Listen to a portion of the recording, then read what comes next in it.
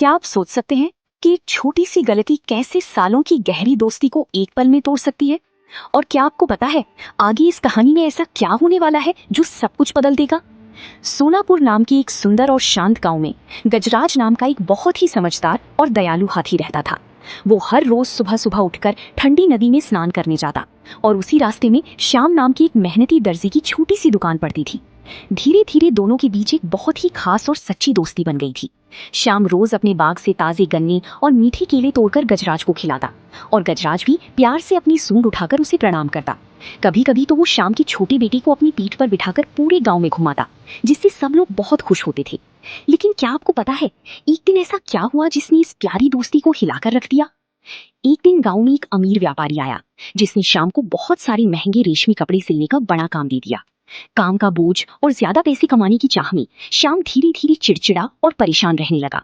उसी दौरान एक दिन जब श्याम बहुत ध्यान से कीमती रेशमी कुर्ता सिल रहा था, तभी गजराज हमेशा की तरह अपनी सूंड दुकान के अंदर ले आया, ये सोचकर कि आज भी उसे कुछ खाने को मिलेगा।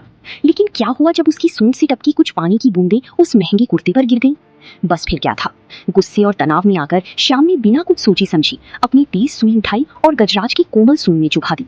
क्या आप सोच सकते हैं उस पल गजराज को कितना दर्द हुआ होगा? दर्द से तड़पते हुए गजराज की आंखों में आंसू आ गए। लेकिन क्या आपको लगता है कि वो चुपचाप सब कुछ सहकर चला गया? वो नदी के किनारे पहुंचा, अपनी सूंड को ठंडी पानी में डुबोकर खुद को शांत किया और तभी उसकी नजर पास ही बहती एक गंदी नाली पर पड़ी। क्या आपको पता है उसके मन में उस वक्त क्या चल रहा था?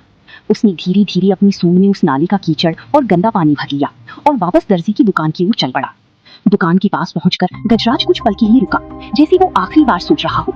और फिर क्या हुआ? अचानक उसने अपनी सूंड से सारा कीचड़ और गंदा पानी दुकान के अंदर फेंक दिया। कुछ ही पलों में श्याम की पूरी दुकान, उसके सारी महंगे कपड़े और उसकी मेहनत की कमाई सब कुछ बर्बाद हो गया। अब आपको क्या लगता है श्याम को कैसा महसूस हुआ होगा? श्याम की होश उड़ गए। वो सिर पकड़कर वहीं बैठ गया और उसे अपनी गलती का एहसास होने लगा। धीरे धीरे वो गजराज के पास आया। उसकी आंखों में आंसू थे और दिल में सच्चा पछतावा। उसने हाथ जोड़कर गजराज से माफी मांगी और वादा किया कि वो आगे से कभी भी गुस्से में आकर ऐसा गलत कदम नहीं उठाएगा। और क्या गजराज ने उसे माफ किया?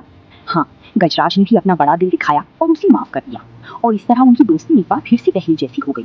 इस कहानी से हमें ये सीख मिलती है कि क्रोध में लिया गया फैसला हमेशा नुकसान पहुंचाता है।